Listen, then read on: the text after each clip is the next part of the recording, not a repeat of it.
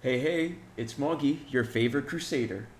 ESL 1 is happening tomorrow, and it is time for some pre tournament overview and predictions. So let's get into it. To start things off, let us look at the tournament format for ESL 1 Malaysia. There will be 12 teams participating, two groups of six for group stage. Each match for group stage will be best of two, and then playoffs will be best of three, with the grand finals being best of five. Speaking of 12 teams, let us look at the teams participating. So we have OG, Fnatic, Alliance, Team Liquid, Team Secret, Nigma Galaxy, Entity, Team Aster, Boom Esports, Talon Esports, TSM, and Thunder Awaken. Let's check out the changes with their current lineup. So for Alliance, we have Aramis not being able to attend, so he will be replaced by Desire. So Desire will be playing Pos 4 instead of Aramis. Currently, we have no clue with who's going to be replacing Miracle, but he will not be able to attend this tournament because of health issues. So Nigma Galaxy currently has not announced who their boss one is going to be. While for OG, their coach Chuvash will be replacing Misha for this tournament. He will be standing in for Misha. Now, on to the next. Let's do some group stage analysis or team analysis while we're looking at this. So for Group A, we have Alliance, Entity, Talon, Aster, Secret, and Thunder Awaken. My prediction currently is that the last two teams or the bottom two teams will probably be Thunder Awaken and Alliance.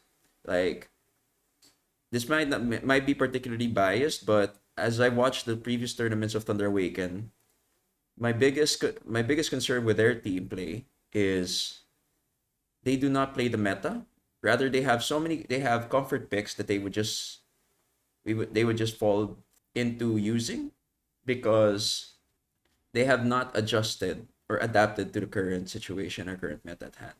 While Alliance, on the other hand, they did get relegated to Div 2 and they did make some changes. They did make some lineup changes. My biggest concern is that they have not done anything to remedy the problem. Like they do change their heroes, they do change their heroes, they do adjust their matchups. They did replace some of their players, but my biggest concern is that they might have not yet fixed their internal team struggles. Because it is very noticeable that there are disconnects between the cores, especially between Nico Baby and the rest of Alliance. As for the other four teams, I think Team Secret may just I think they're not gonna top it, but they might be in the lower bracket or the upper bracket. So either third place or second place in this group because of how Zayak and Resolution played last time in Riyadh Masters. They were just too good. Like the synergy was there. You could see it that their lineup, their composition was working. Talon maybe Talon and Entity may just be fighting for that lower bracket slot because Talon Esports, I think they have the potential of becoming a really good C team or a really good Dota team in general. But I still think they need to work on themselves more, expand their hero pool maybe, and work on team synergy. Entity, on the other hand, same thing. I feel like they're both in the same level or in the same position in their respective regions. That's why I think they will be fighting for lower bracket. And Team Aster, with how they've been playing as a team. They played their hearts out last tournament. Though they did not win, they were able to pull so many surprising comebacks. I think what's going to be scary is if Team Aster's Monet gets his Faces Void and the team just snowballs or funnels everything into that lineup. I think they're a strong or easy upper bracket fine standing here in Group A. So those are my predictions. So I think it's going to be Aster in the upper bracket and maybe Team Secret. Team Secret will be taking the second upper bracket slot or they could be getting the first lower bracket slot. And then Team Talent Esports and Entity will be fighting for a slot while I believe the ones getting eliminated from Group A would be Thunder Awaken and Alliance. But more than likely, the only sure elims in Group A would probably be Alliance. Thunder Awaken still has a fighting chance, but based on how I watched them play in the recent tournaments, they're still a bit shaky in terms of their footing in the current patch. So yeah, those are my predictions for Group A. Now let's move on to Group B. Group B, I believe, is honestly the stronger group in this tournament. You got your Boom Esports, your Fnatic, Nigma Galaxy, OG, Liquid, and TSM.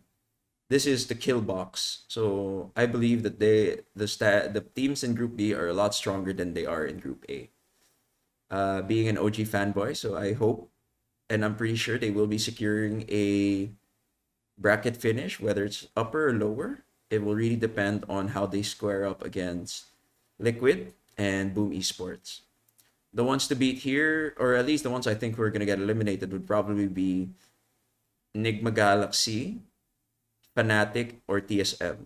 Those are the three I believe fighting for their lives in this group. Enigma Galaxy, don't get me wrong. If it was Sumail and Miracle, I do believe they can get a bracket finish. But right now, I do not know how they're gonna fare with a stand-in because the duo core lineup of Miracle and Sumail just makes their teamwork in the current patch because the current patch involves a tri-core, and Mind Control also has his fair share of tri-core heroes or core offlane heroes. While TSM, they did get better. Like NA Dota has really gotten so far, but I still believe that they're lacking in a certain way. They tend to meme a lot, and usually it's mostly bark no bite. The way they did play the three cores though when they were standing in Fnatic, they just looked unbeatable. Not gonna lie, but then how will they look to fare as a complete lineup in this tournament? So I believe TSM is gonna end up fighting for their lives in this group. And Fnatic had a really shaky Gamers Galaxy Thailand though, ending with a 0-3 finish.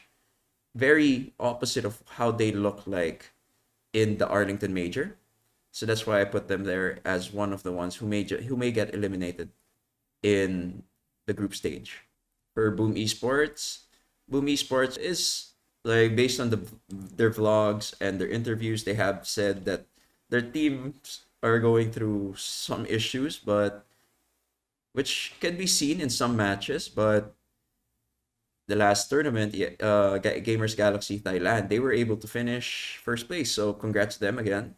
And yeah, they put up a fight. Polaris Esports too put up a fight, and it just so happened to be Boom Esports Day that day. So I believe Enigma Galaxy, Fnatic, TSM will be fighting for fighting for their lives to try to get that one lower bracket slot. And the guarantees would probably be Team Liquid, Boom Esports, and OG fighting for the regular brackets. Because Team Liquid, I believe, they have the fire in them. They have the drive just because of what's happened to them in Arlington Major. They're looking to try to peak before TI so they could guarantee a slot in the qualifiers. So those are my takes. The Group B. So just to reiterate, I believe the three people guaranteed fighting for a bracket slot would probably be Liquid, OG, Boom Esports. And then the ones fighting for their lives would probably be Fnatic, TSM, and Enigma Galaxy. Being hopeful that Enigma Galaxy pull through because I do believe that their lineup has the potential and they were not able to get their LAN experience in just because they were not able to get into majors, or they were not doing enough because right now their team is very fresh and I think that it has the potential to actually get into TI. But then again, the qualifiers are for another day, for another video. So that's it for my ESL One Malaysia tournament overview. And I will probably be making some updates regarding my predictions for the playoffs when playoffs come. So this is Moggy signing off, your favorite Crusader. And I will catch you guys the next time.